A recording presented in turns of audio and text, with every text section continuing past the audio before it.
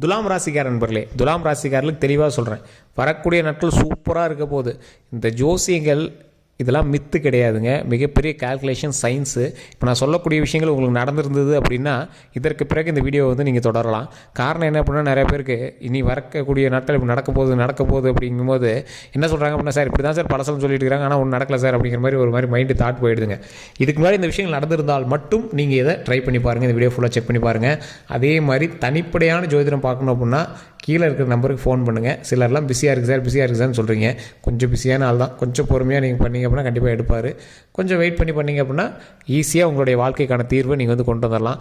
அதே போல் இந்த ராசிக்காரர்கள் தயவு செய்து, இந்த ராசிக்காரர்கள் துலாம் ராசிக்காரர்கள் தயவு செய்து நான் சொல்லக்கூடிய விஷயங்களை பேப்பர் பேனாக எடுத்து நோட் பண்ணிக்கோங்க.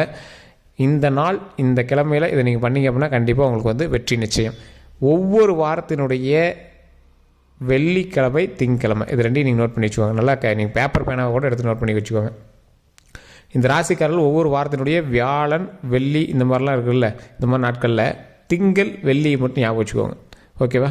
ஒவ்வொருத்தர் சனி விரதம் பிடிப்பாங்க, அதை நார்மலாக பிடிப்பாங்க, சஷ்டி விரதம் பிடிப்பாங்க, இதெல்லாம் பிடிப்பாங்க. இந்த திங்கக்கிழமை, வெள்ளிக்கிழமை மாமிசங்கள் மட்டும் நீங்கள் சாப்பிடாமல் காலையில் நேரமாக, அதாவது சூரிய உதயத்துக்கு முன்னாடி நீங்கள் எந்திரிச்சு அந்த சூரிய பகவானை வழிபடுறதுக்கு முன்னாடி தலைக்கு ஃபுல்லாக குளிச்சுட்டு சூரிய பகவானை வழிபட்டுட்டு நீங்கள் நார்மலாக அன்னைக்கு என்ன தேவையோ, இனி வரக்கூடிய நாட்களில் என்ன தேவையோ அதை சூரிய பகவான்கிட்ட வழிபட்டுட்டு உங்களுடைய குலதெய்வ கோயில் பக்கத்தில் இருந்தது அப்படின்னா தயவு செய்து போய் அந்த இடத்துல ஒரு வழிபாடு பண்ணிவிட்டு வாங்க.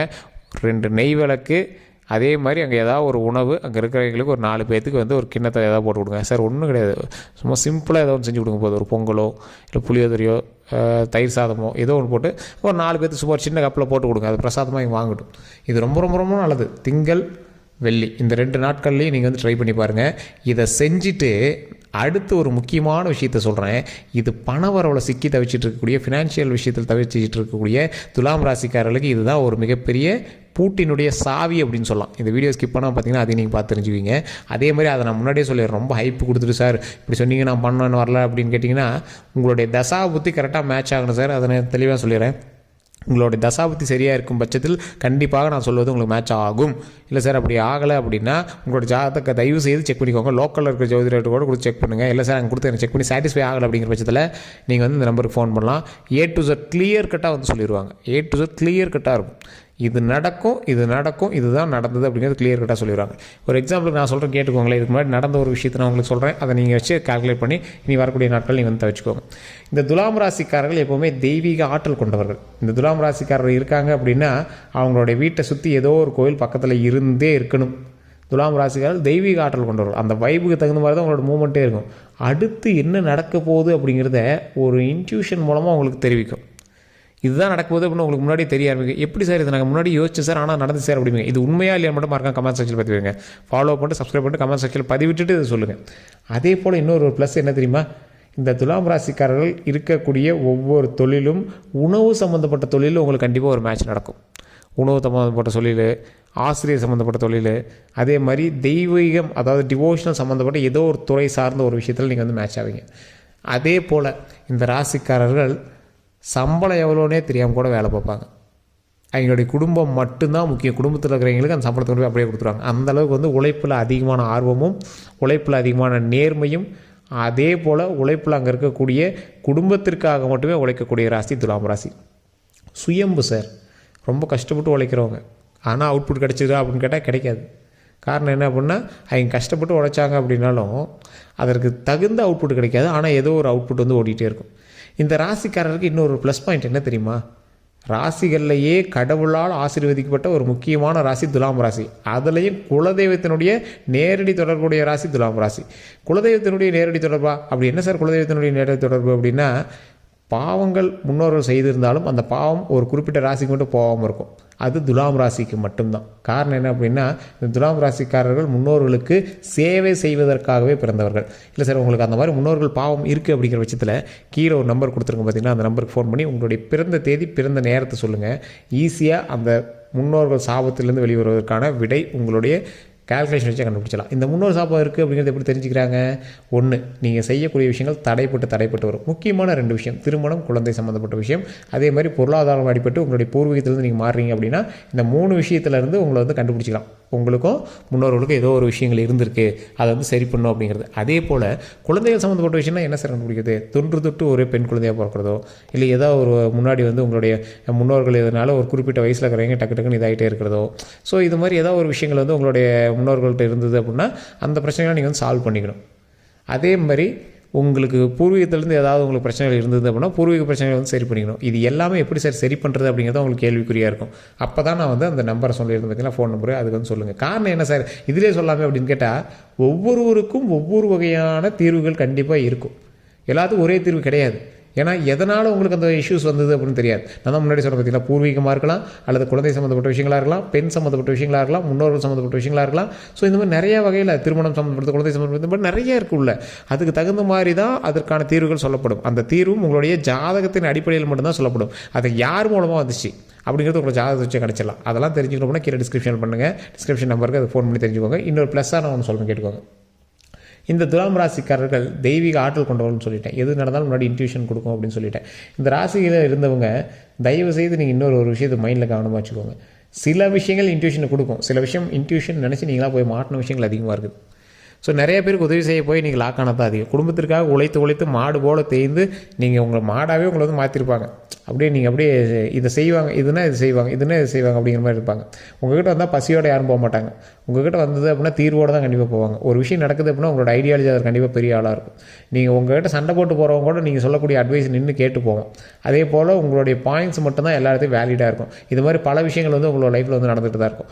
இது நிறைய பேருக்கு தெரியாமல் இருக்குது. அதே போல் இந்த ராசிக்காரர்கள் பொறுமையாகவும் நிதானமாகவும் சில விஷயத்தில் செயல்பட்டீங்க அப்படின்னா உங்களுக்கு மிகப்பெரிய லாபம் இருக்குது. இனி வரக்கூடிய காலத்தில் நீங்கள் பண்ண வேண்டியது நாவடக்கம்.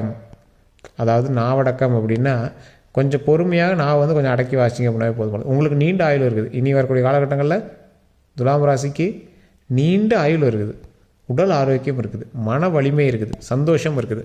அப்போ நீங்கள் எதில் கவனமாக இருக்கணும்? இந்த ராசிக்காரர்கள் முக்கியமாக ஒரே ஒரு விஷயத்தில் கவனமாக இருக்கணும்.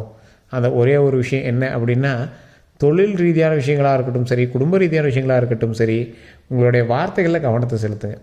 கோவத்தில் நீங்கள் பேசுகிறீங்க, ஆனால் உங்கள் மனசு வந்து அப்படி இல்லை. உங்கள் நாவிலிருந்து வருவதும் உங்கள் மனசில் இருப்பதும் வேறு வேறு.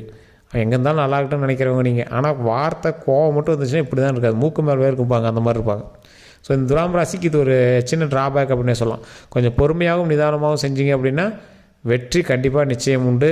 அதே போல் இந்த ராசிக்காரர்கள் ஒரு ஹைலைட்டான person. He is one and most highlight person.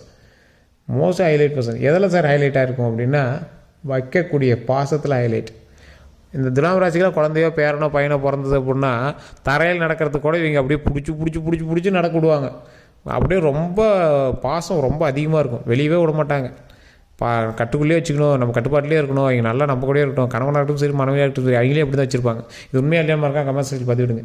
இந்த ராசிக்கே உண்டான ஒரு பண்பு நலன் அப்படின்னு சொல்லலாம். இந்த ராசிக்கே உண்டான ப்ளஸ் அப்படின்னு சொல்லலாம். இந்த துலாம் ராசிக்கார பேச்சை கேட்டுட்டு நீங்கள் அவங்க கூட இருந்தீங்க அப்படின்னா வெற்றி நிச்சயம். ஆனால் அதற்கான வளர்ச்சி அவ்வளோ பெருசு இருக்கா அப்படின்னு கேட்டால் ரிஸ்க் எடுக்கிறதுக்கு பயந்து நீங்கள் பாட்டுக்கு அப்படியே ஒரே ஒரு குறுகிய இடத்துல இருப்பீங்க. சேஃப்டி நிச்சயம், உங்களுக்கு வந்து சேஃப்டி கண்டிப்பாக உண்டு. கொஞ்சம் விரிவாக்கமாக சொல்லணும் அப்படின்னா, பாசத்தால் கட்டுப்பட்டு பணம் சம்பாதிக்க கொஞ்சம் தயங்குவீங்கன்னு வச்சுக்கோங்களேன். பாசமாக வச்சுக்கோங்க. பக்கத்துலேயே நீங்கள் வெளிநாட்டுக்கு போய் ஒரு ஆப்பர்ச்சுனிட்டி கிடைக்குது சார் அப்படின்னா, அது கிடக்குதுடா நீ வாடா பக்கத்துலேயே ஏறான்னு விடுவாங்க.